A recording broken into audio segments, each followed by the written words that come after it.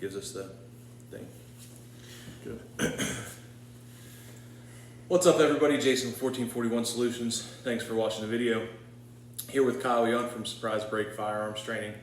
He's out of Western Ohio, and he's gracious enough to give us an interview. So thanks for being with us, man. I appreciate it. Thanks for having me, Jason. I appreciate the interview. Yeah. Hopefully this will be something that fans of both of our companies can figure out, and spread the word, and get us some more business, and just pass on the knowledge that we have to give. Absolutely, that's what it's about. It's about advancing our art. So Kyle and I teamed up this weekend in New London, Ohio to run the very first Fighting Wounded class, collaboration class between 1441 Solutions and Surprise Break. So far, day one, what are your thoughts? So, day one, I really liked your knowledge, your medical knowledge that you have, and you came to it and you've had it for years, and real world experience. That's definitely beneficial. Probably one of the things that I've never seen done in a medical class is actually cutting. I'm not going to give away the whole class here, but actually cutting wet clothing. I found that to be very beneficial because obviously when you're in the middle of a fight, that wet stuff is probably going to be your blood, right? Absolutely. So just a little bit of background on what Fighting Wounded is. It's a collaboration between his No Weak Hand handgun, pistol handgun, how do you? pistol. Okay, and my surviving trauma class. It combines those two elements because if you're using one, the chances of needing the other are pretty guaranteed. We're not saying that you're gonna get shot every time if you ever have a gun encounter with somebody, but the likelihood that if you have a gun encounter with someone of needing some sort of medical attention afterwards is highly probable. So we started out the day today with a basic classroom knowledge session, if you will, on medical, basically stop the bleed, but on steroids.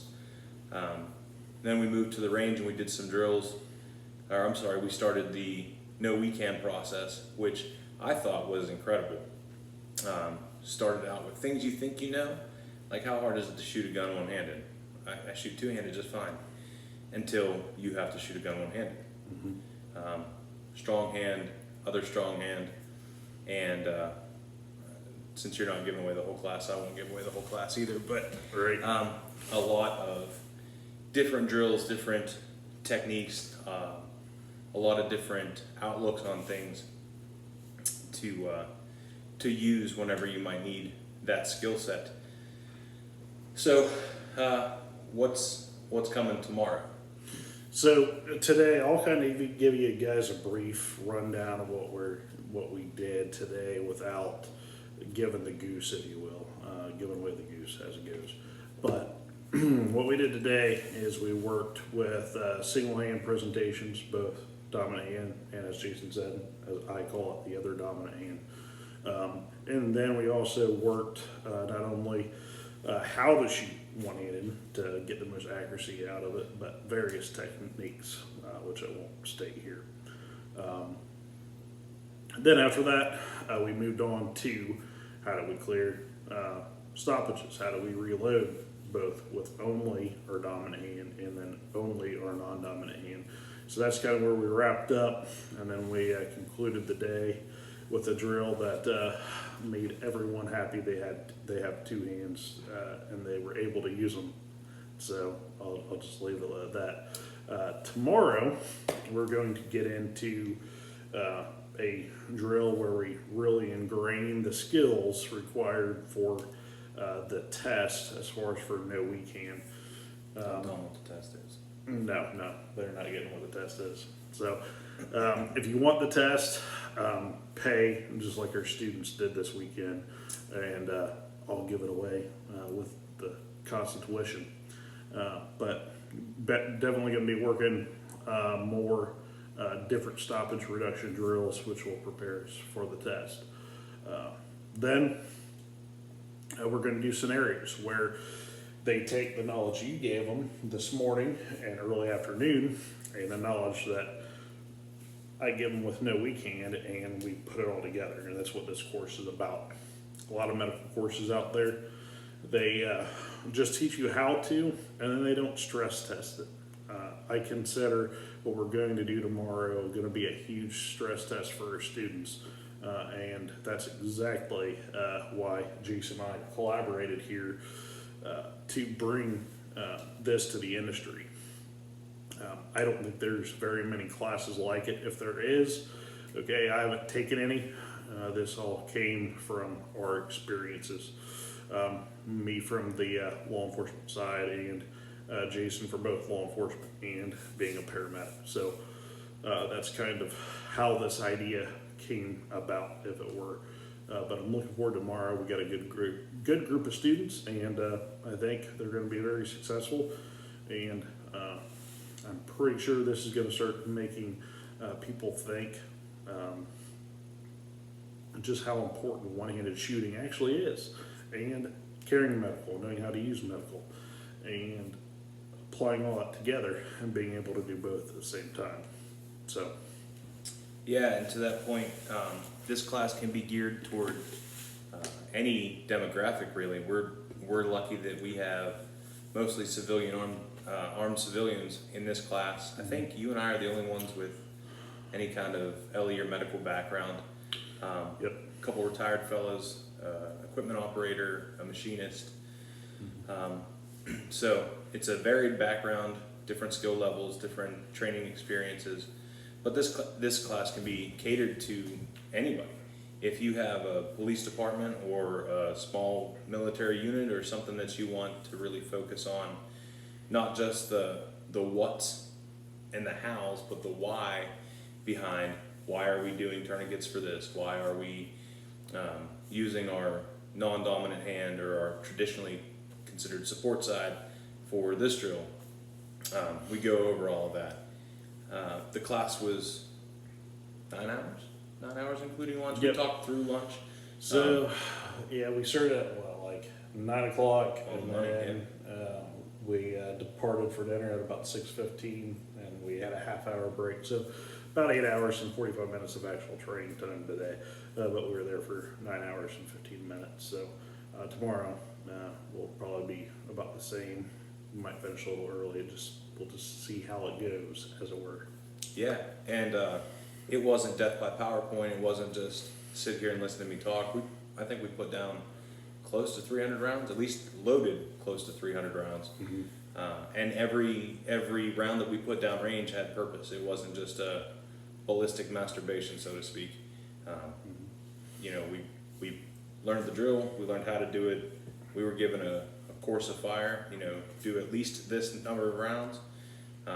And everybody moved through. We got to shoot a variety of targets and from a variety of positions, so to speak. Tomorrow we'll do more of that. There's some barricade work. There's some use of cover and concealment. And one cool thing we did today, we made up training IFACs.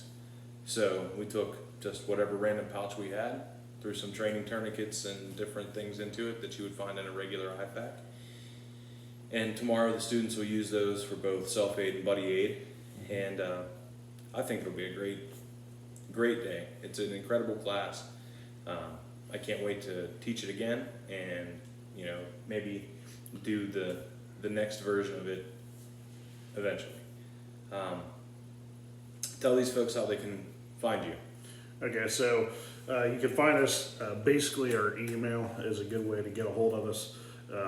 With my varying work schedule sometimes I'm not available for a phone call, sometimes I am, but if you leave a message there, you can get a hold of me, but I'm not going to put my phone number on the internet. surprisebreak@hotmail.com, that's our generic company email. You can also follow us and like us on Facebook and Instagram. On Facebook, it's Surprise Break. If you follow Jason here at 1441 Solutions, you'll see that we both like each other's pages, so Kyle's a top fan. easy to find. Yeah. And then, like I said, Instagram, I am shadow banned because obviously the internet doesn't like opinionated people, we'll say that, especially slanted in a pro-gun, Liberty channel, kind of like Surprise Break is. So it's surprise underscore break. You got to type it all the way in before it'll pop up. Because I tell the truth. Yep.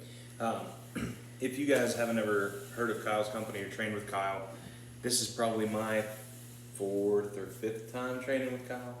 And basically, if you've never had the opportunity to train with somebody like James Yeager or John Farnham or Dave Spalding or Super Dave Harrington, God bless him, train with Kyle. Kyle's trained with them all. He takes whatever works for him and whatever he thinks is valuable knowledge to relay to the next generation. So I'm a big fan of it. So we truly stand on the shoulders of giants, and I've been very fortunate in my lifetime. I've been able to train with a lot of people, and as Jason just said, unfortunately Jaeger and unfortunately Super Dave just recently. It's August 15th right now. Yeah, 16th. 16th. It's August 16th, and he just passed away on the 1st, so that's kind of recent. He was one of my mentors, so that's been a little rough, as expected. However, because of all that information and because of that mentorship, I need to carry on that legacy. And I know he had plenty of mentors, so I'm not claiming to be carrying the torch or anything like that, but I'm definitely passing along all my knowledge that I've learned, both through experience and training.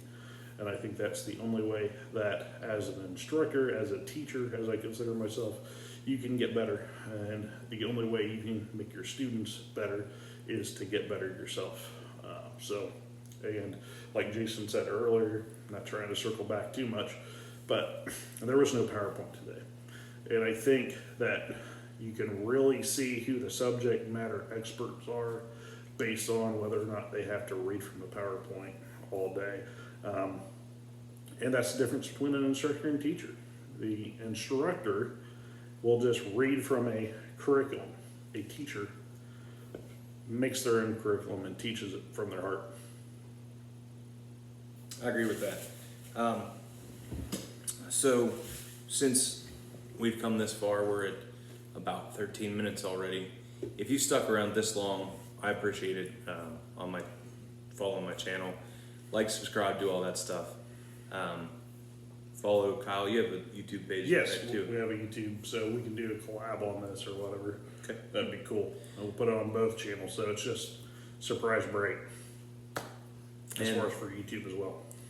And the people that stuck around will probably be interested to know what we used for the class this weekend.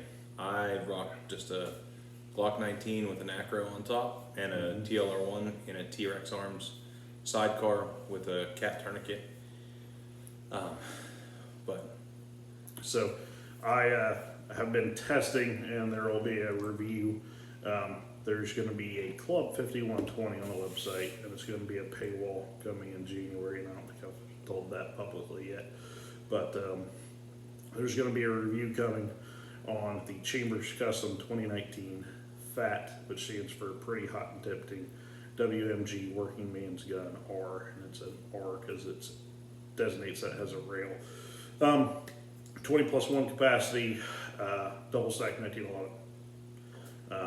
And the reason why I'm testing this in a world full of striker fired guns, when most of my students have striker fired guns, and we recommend striker fired guns, is because students have been bringing them to class. So I wanted to get some experience with a higher end gun.